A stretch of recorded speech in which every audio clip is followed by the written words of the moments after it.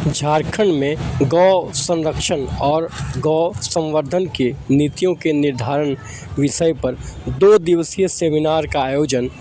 19 और 20 को होना है। इसकी तैयारी को लेकर आज प्रेस क्लब में गौ सेवा आयोग के अध्यक्ष राजीव रंजन प्रसाद ने प्रेस कॉन्फ्रेंस कर इसकी विस्तृत जानकारी दी। वो झारखंड के गौ संरक्षण और गौ संवर्धन के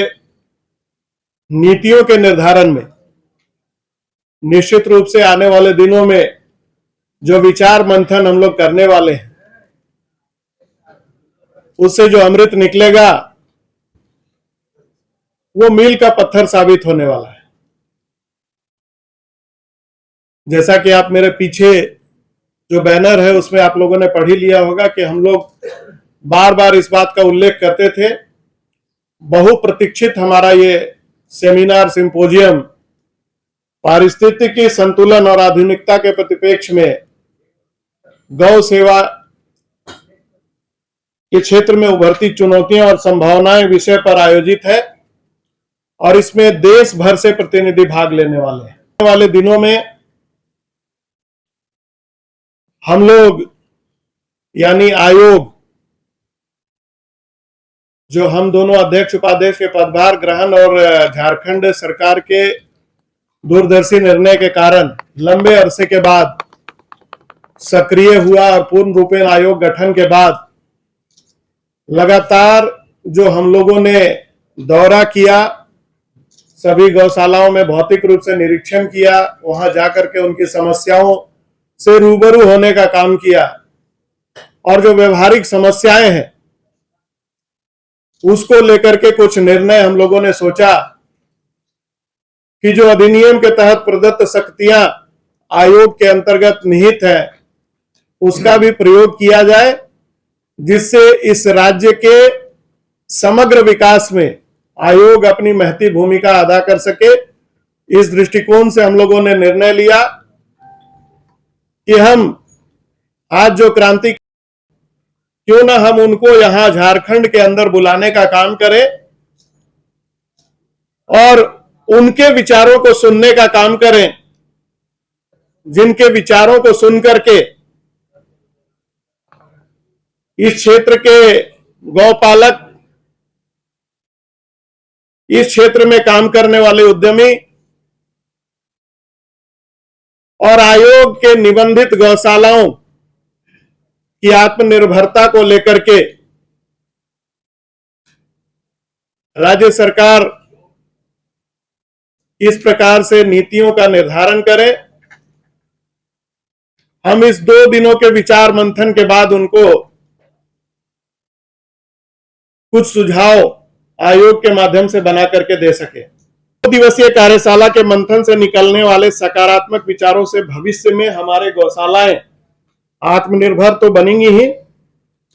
इसके साथ ही साथ झारखंड में गौ संरक्षण और गौ संवर्धन नीति और अधिक सशक्त सिद्ध होगी। हमारी संस्कृति में केवल गाय एक पशु के रूप में नहीं जानी जाती है, बल्कि एक पोषक माता के रूप में भी सदैव पूजनीय रही। उनके दुग्ध से पोषण, गोबर से ईंधन और जैविक खेती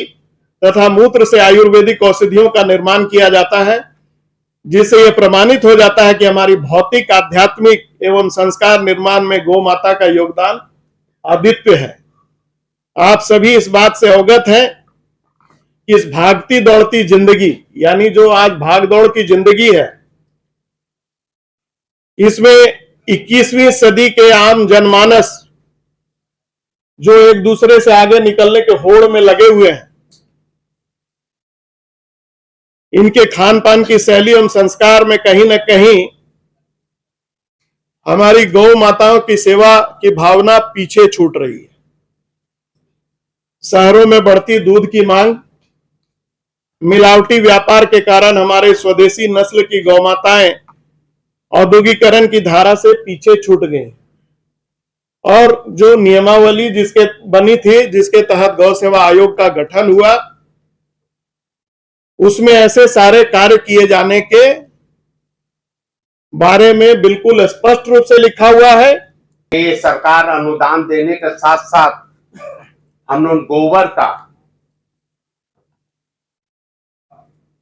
गोबर और गौमूत्र का हर जिला से 200 महिला के लिए हम लोग परिवार को साथ लेने का काम किए। 24 जिला में हमें करीब करीब हम 5000 महिला को एकजुटता किए। 5000 महिला में ये हमारे रांची जिला के 200 महिला थे। गोबर से हमें अगरबत्ती की जो हम लोग दीप जलाते हैं मंदिर में, घर में, गोबर का अगरबत्ती, गोबर के लिए दीप और गोबर से गौरी गणेश की मूर्ति और गोबर से हमें आर्टिफिशियल की घर में सजाने के लिए गोबर से हम लोग बनाते हैं। और गोबर से आजकल जो बिल्डिंग बनती है वो ईटा भी बनाने का काम हम लोग कर रहे हैं।